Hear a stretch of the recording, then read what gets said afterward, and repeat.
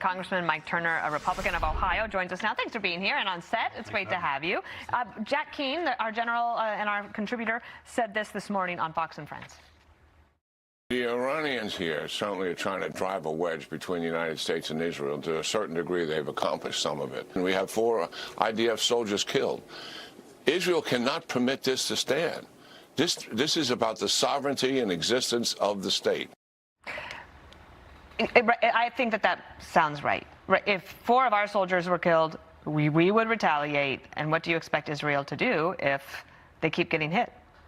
Well, no one trusts Iran, first off, and in these negotiations, as they go forward, people are going to be very, very cautious, and certainly this administration is going to be very cautious.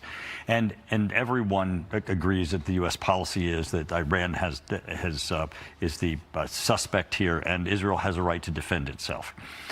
Throughout this, though, as the administration's indicated, Hezbollah is being diminished. Hezbollah is the threat, but at the same time, we have to be concerned about Lebanon's sovereignty and the ability for Lebanon to be able to move forward after sustaining all of these attacks in its territory as we try to support the diminishing of Hezbollah. Hopefully we can get through this transition, because this deal, this is quite an accomplishment, because where we began, where Iran said they were not going to make a declaration that they will not pursue a nuclear weapon, they have made that declaration. Remember, the administration said that this military conflict was about Iran's pursuit of a nuclear weapon. They have now made that declaration, showing that Iran can be negotiated with. That negotiation has produced that declaration. And then the blockade, of course, was about their having closed the straits, their impact on the straits. And this declaration, this proceeding now to negotiation, addresses those 2 issues, their nuclear program and then the straits. So the Wall Street Journal editorial board asking what Iran gets from the U.S. deal, even if it gives nothing. That's the headline. And this quote, the memorandum of understanding gives it plenty before securing commitments of substance on the nuclear program, let alone on missiles or proxies.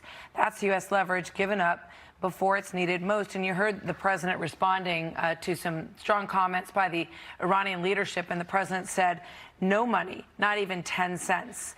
But the suggestion of lifting sanctions so that oil can start to flow puts money in Iranian pockets. Even also the question of releasing frozen funds.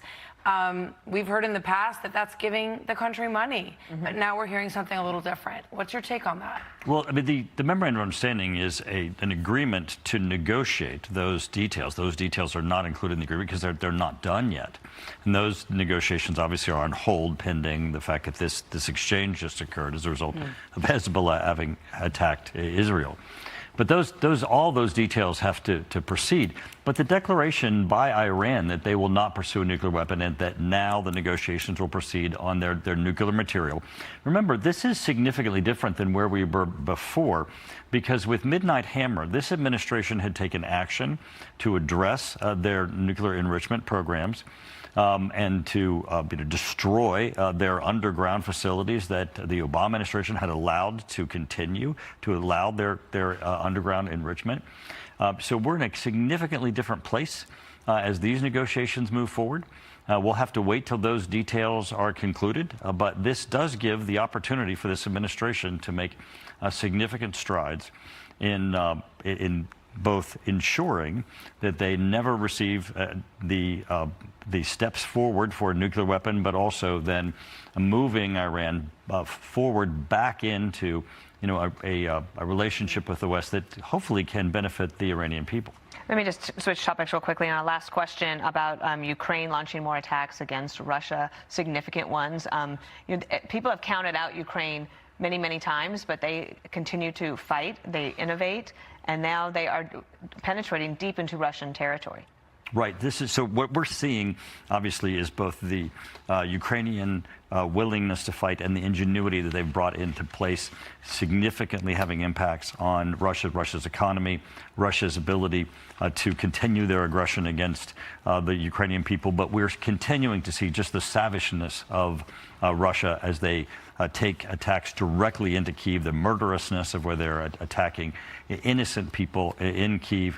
The United States should continue to pursue their support for Ukraine. Every vote that has happened on the House floor has been over 300 votes out of 435 in support of Ukraine.